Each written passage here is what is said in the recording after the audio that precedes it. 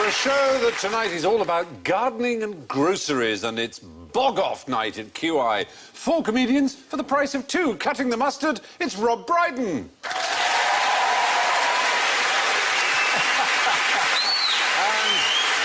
taking the biscuit, it's Dara O'Brien. Spicing things up is David Mitchell.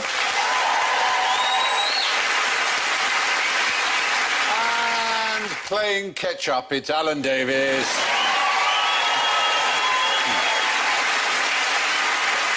But, before we head over to the garden to turn over the first sod, let's hear your buzzers. And Rob goes...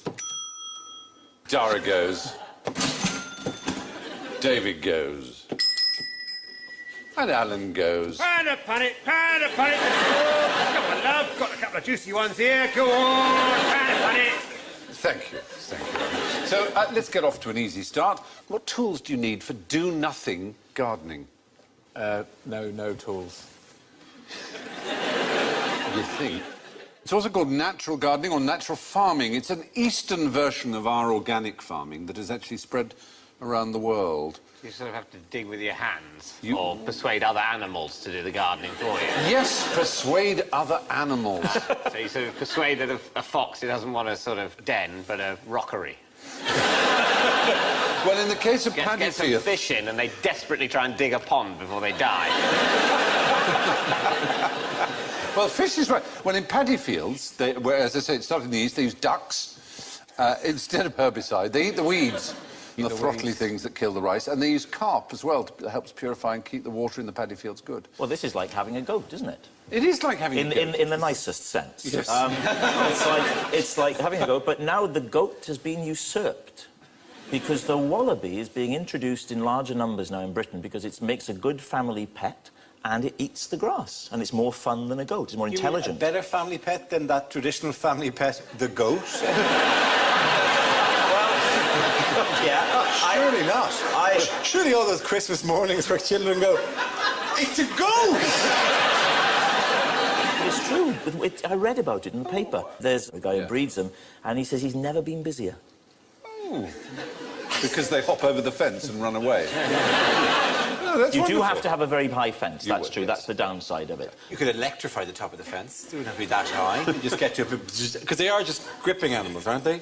Wallabies? That's a koala, isn't it? Surely. They're not big climbers, famously. They're not big climbers. Well, no, you don't need a They're big fence. bouncers, aren't they, basically? What? I don't mean in the sense of nightclubs. Nightclub bouncers. They're of the bouncing animals.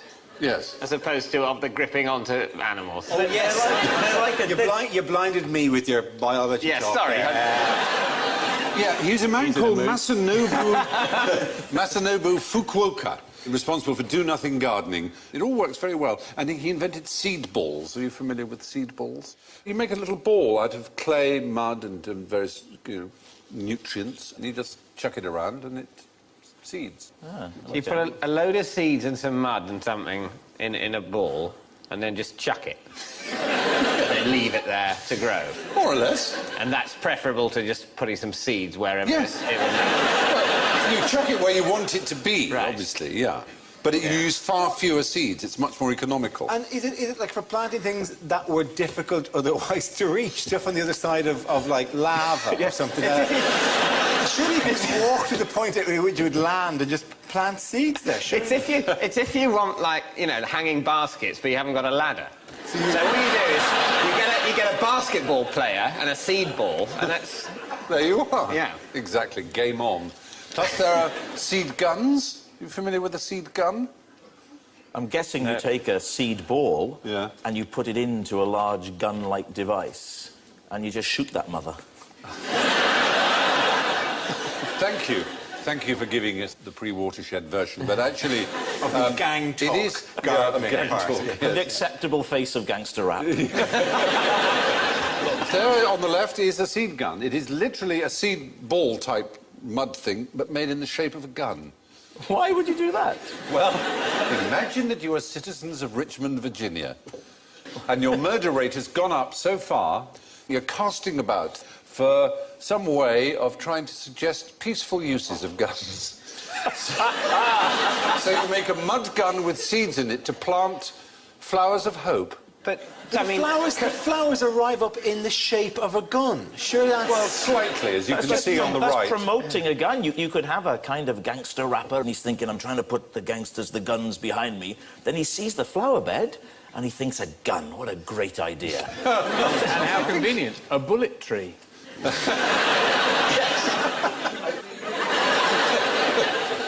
It's the equivalent of turn your swords into ploughshares, or the famous 60s image of the hippie putting a flower down the barrel of a tank, I suppose. But guerrilla gardening is a similar thing. Do you know about guerrilla gardening? Guerrilla gardening is that where people take random patches of land which they don't own and garden on them. Yeah. Is that what people do? Exactly. Because they know... Thank you. That's, you know, that's not confusing to anyone. No. Didn't you hear me say guerrilla? That is just compounding the problem for young people watching the show who for years have been thrilled by the words guerrilla warfare. And going, how do they I mean, that was it. As a child, watching the news, half the time they're telling you about the gorillas that are going extinct, and the other time it's about all the guerrilla fighters killing people. So I go, well, I'd be quite glad when the gorillas are extinct, actually. It's sending the wrong message, isn't it? In America, there's a major problem for the drugs enforcement agencies that people were growing cannabis on that kind of land on the edge, on the ramp onto a motorway, land you couldn't normally get to. People would use that land and grow cannabis on it. You would be disappointed to hear that one anonymous guerrilla gardener planted 3,400 marijuana seedlings in the grounds of the Californian estate owned by Rupert Murdoch. Yes, that's very irresponsible, isn't it? There's a hell of a lot of guerrillaing about, though. There is 3,000 plants. Yeah, that is an extraordinary... It started supposedly in 1973 in New York. Vancouver is one of the places where it's really taken off because a load of compost was dumped in the street by construction workers and a local inadvertently emptied all his birdseed onto the same dump, and it flowered so extraordinarily that now almost any spare piece of land is used as a garden in Vancouver. It's a good thing, isn't it? But I've got some props for you, which is more connected with the principle of the gentleman gardener, which was a familiar 18th and 19th century pastime to be a gentleman gardener. You can have that or pass it on. There you are. And on your side, you've got props. Isn't it exciting to have props? Physical, actual props. There you are. I can see where we're going with this. Yeah. So who's going to go first? Well, everybody's been given fascinating devices, and I've been given a bottle with the top cut off. That was designed by George Stephenson of the rocket fame. Was it? The first locomotive, yeah. And it's to do with the garden? It is to do with the garden. He was a very keen gardener. What did he make most money out of? That or the... the train? I think the train was a bigger hit. Right. But he was a very keen gentleman gardener. I bet he was really tedious and wouldn't talk about the train in interviews and would insist on talking about his bloody... I feel you're right. In many ways, it's the work I'm proudest of. Yeah, it's crap. It's just a bit of glass with no top. It would protect some you've got sunlight, I think, is an important factor here, the sunlight, because we've got glass. And what does glass do? It can magnify, Stephen, can't it? Yes, it can. Refraction with it, can't we? Yeah, okay. Or refraction. Refraction, whatever. Whatever, it doesn't matter. Let's not get bogged down in that. Yeah, quite. We're here to talk about gardening. No, I'm silly. Hello. No, not... You found out... No. It's a saw. It is. It's for a gentleman gardener. It's got a concealed serrated blade. You won't get this through customs. I can hijack a plane with one of these. I can't make it work, though. Why won't it go forward? It'll only go that way. Well, that's how you start the stroke. That's how you start sawing. It won't go back again. Have you ever used a saw? I don't think it's designed for exercise books. No, there is that too. David has a point. It's for the gentleman I want to saw something now. These belong... I just want to say... introduced to us by the Garden Museum. It works, it works. Oh, it really does. Oh, my God!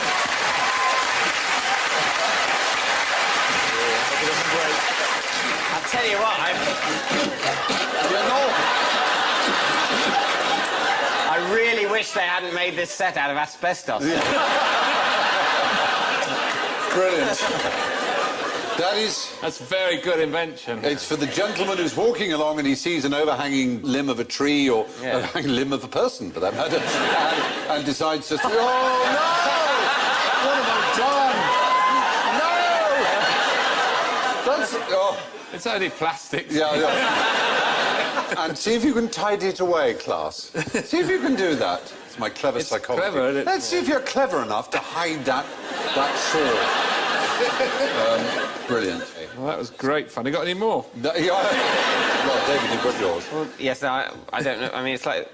Yours actually is missing a piece. The Garden Museum, to whom we're very grateful for lending us these incredibly valuable artefacts, this would have had a sort of hat in order to make it like a walking stick, a sort of leathern thing around there. Oh, so you could hold it like that? You hold it as a walking stick, and then when you see some obtrusive weeds, you turn it around, and almost like a golf club, you... Just a little hoe. Yeah, you just hoe. Yeah. A little hoe.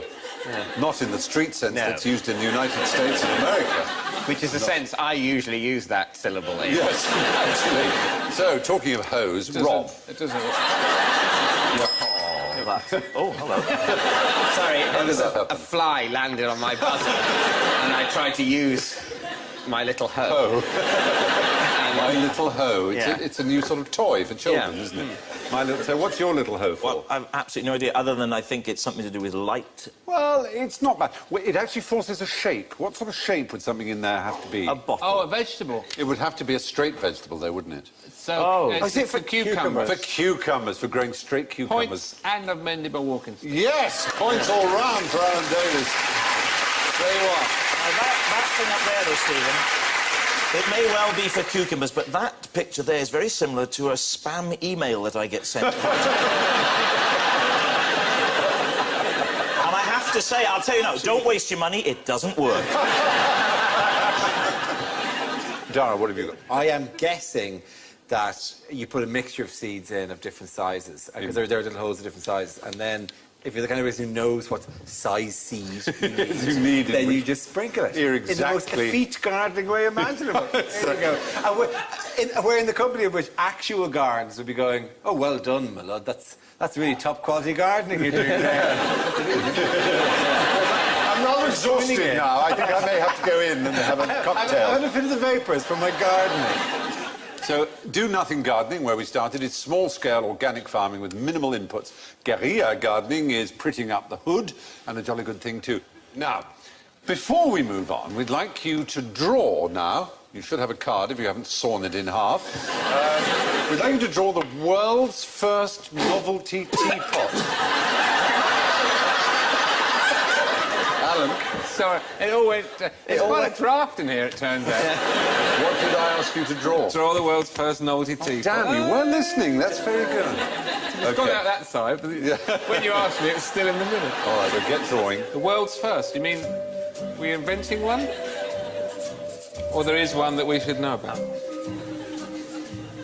This is nice. I like it when the class get on with their business. They're busy and quiet. The teacher sits at the front just texting her friends. Do you know that rhyme?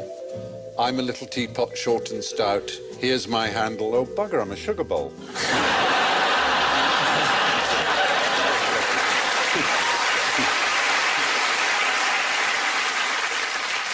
How are you doing? Is everyone ready to show yet? Yes, David, you look as if you finished. Yeah, I have finished. I'm very pleased with it. Is it an Indian goddess or a crab? It's a novelty teapot. Oh, yes. It's instructive, but I thought they have a lot of tea in India, and their vague goddess is a bit like that. And one thing, the best bit, the sort of business end of a teapot is the spout. So someone might have invented one with lots of spouts. A multiple spouted teapot. You'd have to pretty much surround it. And that's that thing on the front that looks like an ear, which is not an ear, that's the sort of... The handle. The handle. Does it come with a cream to treat scalding and burns? No, but it came in a society in which the burning of various members of it was not considered important by those in charge. Good point. Good satirical point. Yeah. What have you got then, Rob? What I've done is I've come up with a thing called handy tea. So it's a teapot. This actually, all jokes aside, this could be a goer. This... And the finger is cocking a snook to authority, so that'll appeal to the youngsters. But the rest of it, and I've called it handy tea. Yes. Which finger exactly? That's the thumb. That's weird... You're absolutely... Yeah, it's a very weird... long... Unless it's the left hand... Which has got 5 fingers. You're absolutely right, yes. It's not anatomically correct. No, that's It's only a prototype. Anatomically right. Contents may differ upon delivery. Right, anyway, but I think you'd have to agree there's something for everyone in I there. think it's very wise of you to have signed it. Yes, I have. If you hadn't, I would have nicked that idea. I'd probably leave the recording at this point in order to capitalise on it. Jara, what have you got? It's supposed to be an Egyptian character. Oh, yes. See, I thought you wanted the first one. I want some historical. And the Egyptian character is doing the traditional Egyptian hieroglyphic thing, but that it pours out of his arm. That's very clever. Now, fortunately, I don't know. I can't draw Egyptian clothes, so I've made him wear a small tuxedo. And a little dicky bow. So he's an Egyptian on the way to some sort of black tie event, maybe the opening of a pyramid. And you've not only signed it, you've actually put a copyright notice on it. Just in case that isn't the correct answer. I think it's actually... Superb. I just say to David, I've also now copyrighted. Ah, very good. Well done. You have to put the date if you copyright something. So, Do you think I should copyright mine? Or do you think... I'd say save the ink. Alan, what have you got? So now what I've done is I've done a bloke with a beak, and he's... It's a long, tall pot. Oh, yes. You can feel the feet as well. It'll stand there. That's his arm. And then it'll all come out of his... That works. Beak, and then his little baseball cap, that's the lid. The only drawback here is you will need long, thin tea bags. I think that's going to be a hell of a difficult thing to clean. But you shouldn't clean a teapot. Don't clean a teapot. You don't clean a teapot, You should never David. clean a teapot. No. Under no circumstance. No, well, It's okay. being used as a teapot. If you came in and couldn't find a loo one night... I have only... Follow the hunch, but I sense a hypothetical situation. This is not a hypothetical situation. I've only ever used a teapot for tea.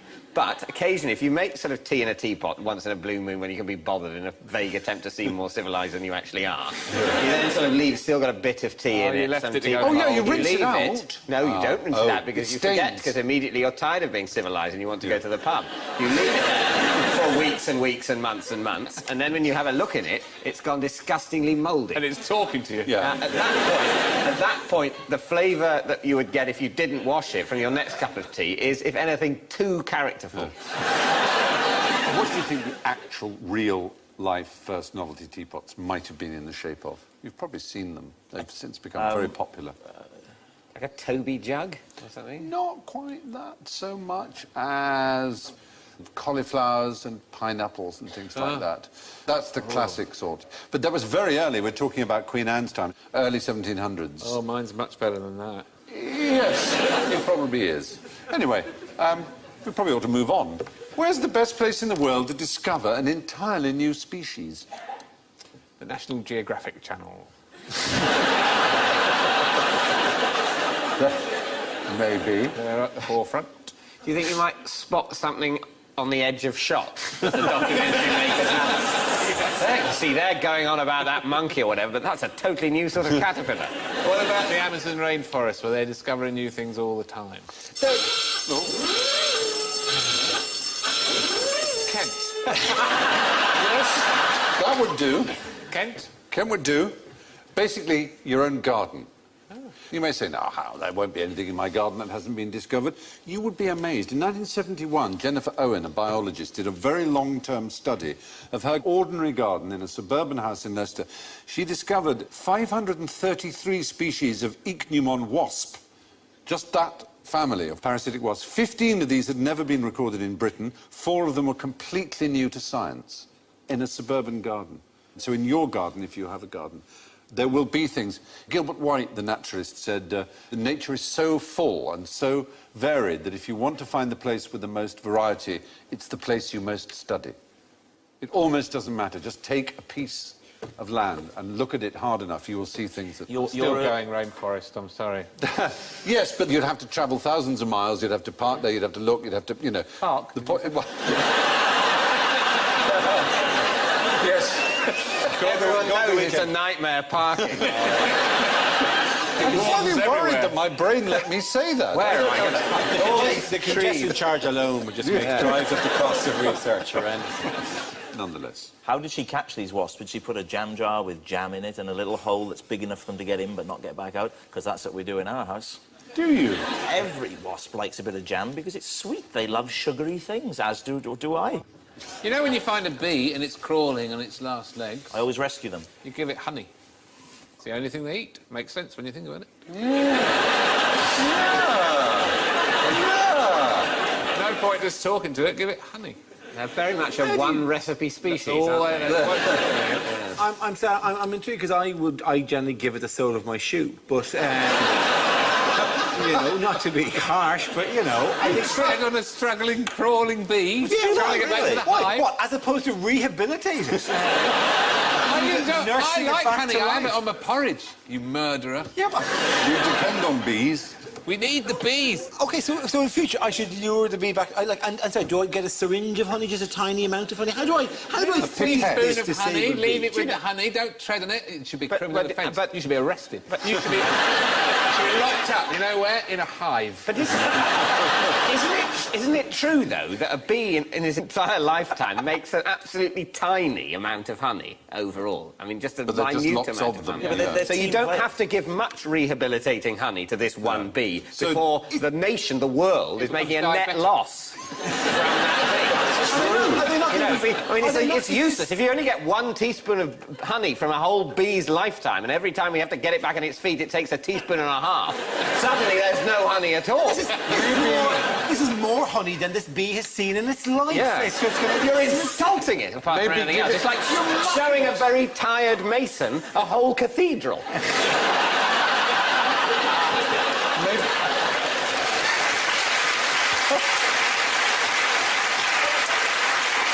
Well, let's say that you're in between Alan and Dara. So, like Alan, you want to help the bee give it honey, but like Dara, you also want to kill. What you can do is you get what I would term too much honey, and you see the bee, and you pour molten... Look, hear me out. All right, okay. And then you watch him die a slow... As Yeah, he I carry on with... Yes, I've now heard you out. Yes. And it's no better. Well, no, that's worse. That's much worse than what I did. Torturing You're a being bee. humane, are you? Yeah, I am being- You're not. You're getting a kick out of it. Let's forget I'm that. not drowning the bee ironically in honey.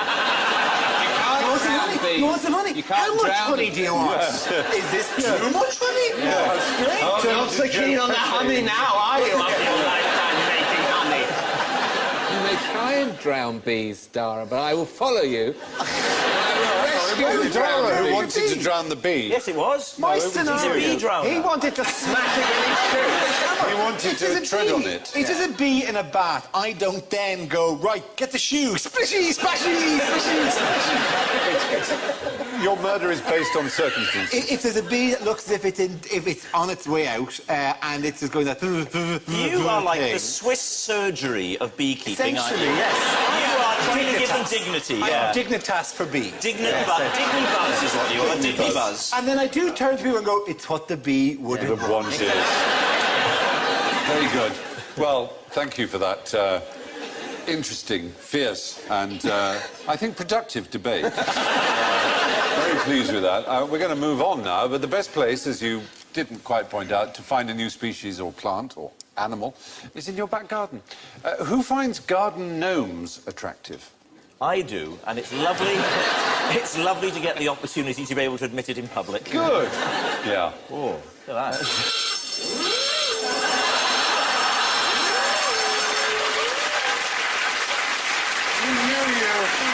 You. We knew you too well, Rob. We knew that an Anne Widdecombe gnome would just immediately appeal to you. Her bikini is a little bit too small for her. There's actually a little bit of overhang there. But she's had a Brazilian, which is thoughtful. I hate when the gnomes when it goes out. Yeah, no, you don't. The sprouting gnome is not a good thing, no, definitely. When did gnomes first arrive in British gardens, do you know? 1922. But earlier than that, actually. 1847. And there was a strange man called Charles Isham, who was a vegetarian spiritualist, who believed that putting ornamental garden gnomes into a garden would attract real gnomes. That was his Did he wish to try and kill real gnomes? No, he wanted to commune with them. He wanted to commune with them. He said seeing and hearing gnomes is not mental delusion, but extension of faculty. It's a nice try, isn't it? It's lovely being clever when you're mental. Yes. This man, Charles Isham, he introduced 21 porcelain gnomes, of which one still exists, and there it is. It's the original garden gnome in the first one ever.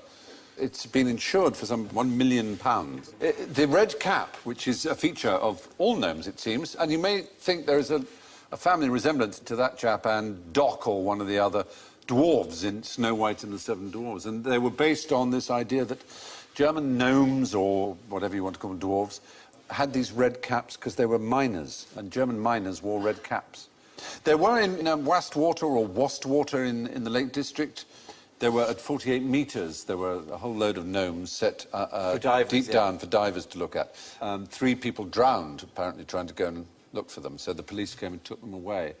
And the gnome garden was put back at 50 metres this time deep, just 2 metres deeper, and the police didn't take it away. Can you imagine why that would be? They took it away when it was 48 metres and 3 people had drowned. Why would they then leave it? Maybe it's a visibility thing. Good effort, but no. It's too far for the police divers. The police divers' health and safety people won't let the police dive that low, so the police couldn't recover them from that depth.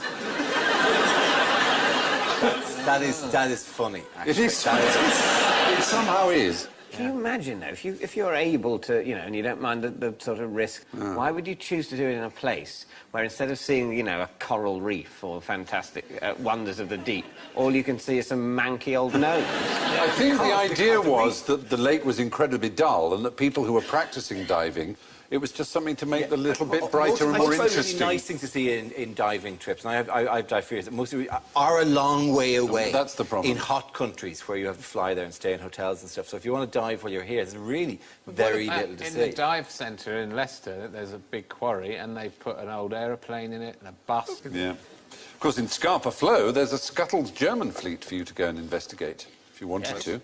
That was the bit chilly, end of the war, end of the First World War, wasn't it? Right. The Allies were all arguing about who were to get this fleet, and we wanted to have the fleet because we had the biggest fleet, and so it made sense to us that we should Mummy said, if you're going to argue about it, then no one will get the fleet. And it was scuttled. I didn't know that we sunk the French fleet. We did, yes. That was much to the annoyance of Charles de Gaulle. Yeah. But otherwise, the Germans would have got hold of it. Also, you don't get many opportunities to sink the French fleet. And, you know, when the French fleet is just sitting there and it's not going to return It was fire, more of an old English it's just, you instinct. kind of go, look, we've got the French fleet, it's just there. We've got to sink it. We never mind that we're at war with Germany, but still, it's the French fleet. We will kick ourselves. Where was the French fleet when this happened? It's off the coast of Morocco. Why didn't you just sail it to England? We said sail it to England. It was full of French sailors who refused to sail it to England, as they always will. Well, and option B was, well, let's just sink the boat. Yeah. How was it not explained to them that the only other option was... The third option was to drown them in honey, but we couldn't, couldn't get enough honey there in time, so... Yeah. A black chapter, amongst many other black chapters, in that sad, melancholy period of history, the war. But, on that melancholy note, the man who brought garden gnomes to England did so in the hope of attracting some real gnomes to his garden. Why do American farmers, gentlemen, hate Shakespeare? There's a picture of American farmers hating Shakespeare. Something to do with Shakespeare caused immense trouble to American farming. It's not Shakespeare's fault at all. Not some farming practice that's hidden away in the sonnets or something? It was an eccentric drug manufacturer called Eugene Schieffelin, and he decided that America should contain examples of every bird species named in the works of Shakespeare. And one particular species didn't exist in America. And he thought, oh, I'll introduce these. He introduced 100 to Central Park, and there are now estimated something like 200 million of them. It's not the common pigeon, is it? No, they come in huge flocks. Geese, Starlings. ducks. Starlings is the right answer. Starlings. And they don't like them because they eat the seeds? They eat seeds and they eat everything that's... Could they eat fruit. a seed ball or a seed gun, though? Well, I suspect not. maybe that's Point the the future. seed gun at them, and I think they fly away. Yeah, unfortunately, what they do is they befoul everything in their droppings that they don't eat. They're such huge flocks. Vast flocks. I was on Brighton Pier one time, and there are lots of starlings there, and at dusk they do that. They're beautiful. And it's really amazing to watch. Yeah, it's a if you stand wonderful on the pier. And then someone said that starlings come from hundreds of miles away to join in this coastal flocking. Yeah. And they come from as far away as Germany and Poland. A lot of the Polish ones are coming over here now and taking away a lot of the... a lot of the British starlings' jobs. As you'll see, a lot of British starlings just sat on the prom like this, come bloody typical. Yeah. Yeah, but they're the lazy British starlings who don't want to work. Why don't they just get up and join in, you know? But they won't, will they? It's typical, typical. No, you're right. The flocks are up to 1 million, some of them. I mean, enormous flocks. And are they just having fun? Or are they... Or is it a good way of eating? No, in the case of fish, I know that what they're really doing is presenting, as it were, an enormous fish that sort of glistens and frightens some predators, and in other cases it confuses and dazzles, and so they're a lot safer than... Starlings are basically scared of sharks. I'm not so sure about the shark might leap out of the West Pier. You may laugh, but when was a starling last killed by a shark? That's true. So it works. You're absolutely right. It's 100%. It is 100% historically proven that this shall keep us safe from sharks. Come on, boys. Thum! And they're like that. So, good, excellent. Starlings were brought to America in an attempt to introduce all the birds in Shakespeare to the US. They're now a major pest. Which is correct of these grocers, or grocers? It's grocers apostrophe. Why does this annoy people? They're all right. Well, of course, they're all conceivably right, aren't they? Oh, but it's just a way of asking whether you care about apostrophes. Well, the grocer's apostrophe is supposed to be like... They put them in where they shouldn't be, supposedly. They put, like, potatoes and put an apostrophe there or something. This doesn't bother you, does it? It doesn't bother me. It bothers me. Does it? Yeah, it bothers some people, yeah. Some people not write like genocide. books and get incredibly annoyed, and they form societies for the protection of the apostrophe. And there's one actually in Dublin, I don't know if it's a grocer, but something like that, and it's G-R-O-C-E-R, and then there's a comma, and then the S. And you go, you knew something had to go in there. You knew something had to go in there, but you couldn't. And it's like, it looks like a dead apostrophe. It looks like... But this guy had printed the sign. He'd obviously written out the sign and then gone to a sign printing company who went, whatever. Sign printing companies, you'd think one of the requirements of being a sign printing company is having a basic knowledge of where an apostrophe goes. They know, I'm convinced. All sign writing companies know, for example, how to spell accommodation. They must. And I reckon when they say, OK, we're doing a sign for your guest house, would you like our normal service, or would you like our deluxe gold 5 times the price service? Well, we'll check your spelling for you. And everyone goes, no, it's all right, I'm not going to pay 5 times as much for you to check the spelling. They go, OK. Inevitably, OK, we're going to paint the word accommodation the way you've put it there, are we? In the knowledge that they'll have to get called back all the sooner when the people finally realise they've got it wrong. It's just every time you see accommodation properly painted and misspelt, the sign writer knew. Was bloody minded. He's putting it out there wrong, knowing he'd get a repeat gig all the sooner. See how long he's been looking for a flat. There are very few situations in which this is vital. There are very few times that you will run in and go, where are the grocers? And they go, well, there's only me. But your sign implied that there was more than one grocer. Exactly. You're so I'm right. looking for 3 grocers. Yes, that's the minimum I need in this situation, not just one. People have been ridiculing what's called the grocer's apostrophe since the 18th century. The Oxford Companion to the English Language notes that there was never a golden age in which the rules for the use of the possessive apostrophe in English were clear-cut and known, understood and followed by most educated people. Never. So some people have actually, like Birmingham, have abolished the apostrophe. Oh, yes, I read about this. Yeah. Now, are there any places in America where they have an apostrophe? They have places that are called Something's Creek. Yeah. Dawson's Creek. Yeah, for example. Only 5 places in the whole United States have an apostrophe. One you might have heard of is quite well known. It's a tourist resort on the East Coast, a very upmarket, shishi place in New England. Martha's Vineyard. Martha's Vineyard is the right answer. That has an apostrophe. And there are 4 others. Dave's Vineyard. Martha's Garden, Martha's Kitchen. There's Martha's Vineyard, Massachusetts. There's Ikes Point, New Jersey. The captions are nowhere near where the places are. John E's Pond, Rhode Island. Carlos Elmer's Joshua View, Arizona. Clark's Mountain, Oregon. And those are the only ones. So everywhere else they said don't bother with the apostrophe. Yeah. It's just confusing. Makes it not seems look like so. a place name. Yeah, it would seem so. I wouldn't bother with Carlos Elmer's. Joshua View works fine, doesn't it? Why the hell do you need to have Carlos Elmer's specific view of Joshua? Pick Joshua up, let's all have a look at him. We'd all take Carlos Elmer's view of this. Fine view of Joshua. Anyway, there you are. That's enough apostrophing. Many people are annoyed, apparently, by punctuation errors in signs, but others claim that the grocers are at the forefront of the evolution of language. How can you be sure that an apple isn't actually a pear without tasting it or opening it up? Well, some apples get deformed into a sort of pear-shaped way. There are round pears. I mean, that obviously is a very pear-like one on the right there. That's clearly a pear, I think. But there are round ones. Is it that you can't do that twisting thing with an apple? I think pear stems do tend to come off more quickly, don't they? But there's a really interesting way, and that is... One floats and one doesn't Which float. one floats? Apples float. Apples float. Apples float, is it? Dunk apples. Bobbing for apples, exactly. And it's better work. I'm going to be so embarrassed if it doesn't. Oh, it's like Brainiac. Whoa! Float! Wow, it's got really big. floats. Wow, why is that? A pear.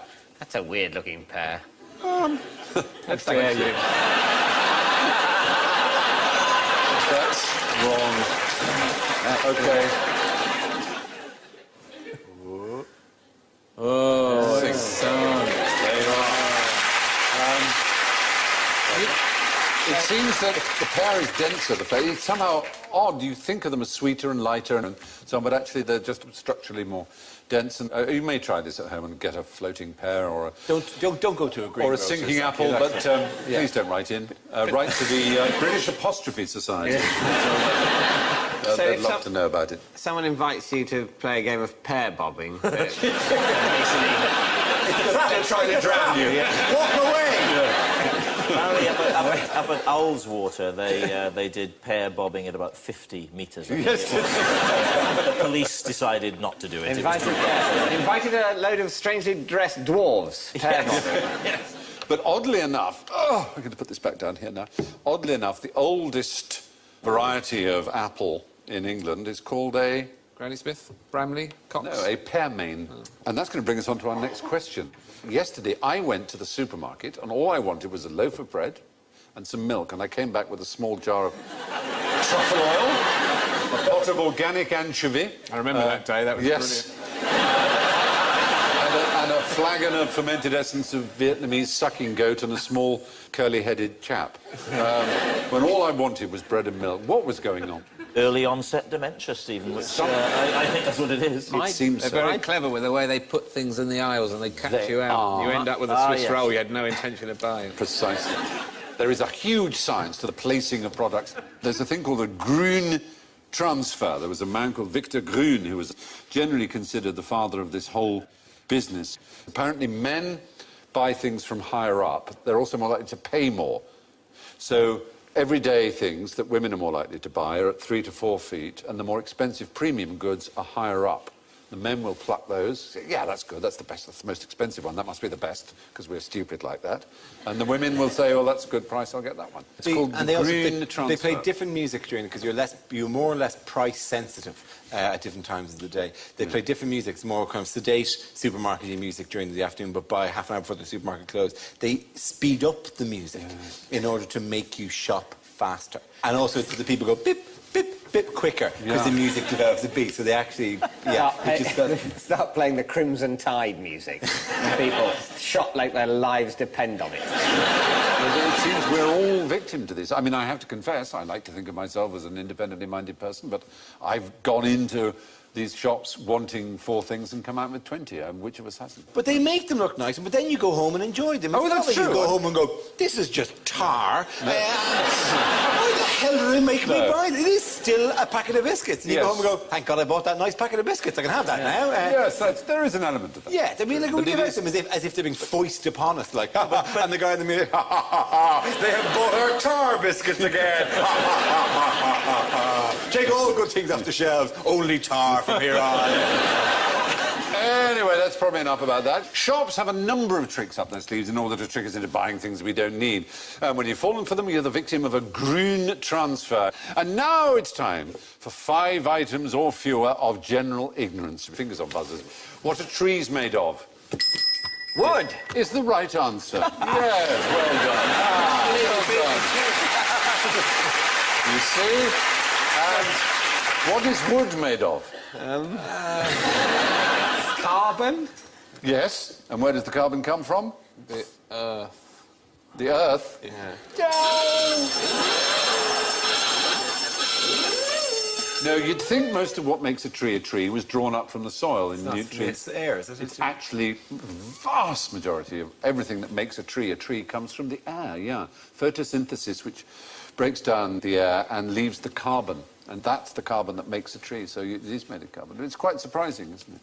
Yeah. Good. What makes Australian spiders so dangerous? It's their cunning and their organisation, Stephen. And the fact they're willing to put the man-hours in. They will stalk you for weeks. They'll look for patterns in your behaviour, and they'll strike when you least expect it. Just as you're hovering over a poorly bee, holding a shoe high, that's when they'll come and bite you in the bum. You mean the spider is working with the bee? Yes. The bee is saying, there's not much longer left for me, but you can have a bit of fun here. Come on. Come in and bite him. So is it that they sort of hide in loos? Well, not deliberately, but the only real danger they seem to threat these days, since 1981, when anti-venoms were introduced all around Australia, there are 2 very poisonous types. There's the redback and the funnel web, the famous funnel Redback's web. very, People's reaction. There's the redback. Is it the way that people... Yeah, that no one has died from a spider bite since 1981. Yeah. No one in Australia. But people have been in accidents, which have been fatal, some of them, and certainly have caused enormous damage from spiders that have dropped out of sun visors in cars and fallen on people, and they go, "Ugh," like that, and then crashed. So that's their danger now, oddly enough, not their venom. And so it's time for our guests to reap what they have sown. I'm going to have a look at the old scoreboard. Oh, my good night. It's a tie for first place, ladies and gentlemen. It hasn't happened for a very long time. Not since all round here was green fields. And in first place, it's the 2 Ds with 3 points each, Dara and David! Congratulations. In a very praisable 3rd place, smelling of roses still, at -6 is Rob Brydon. But going down to the bottom of the garden to eat worms with -8 is Alan Davis.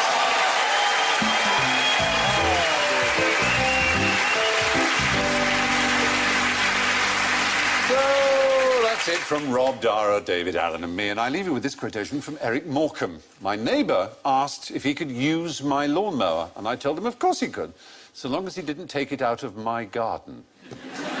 Thank you and good night.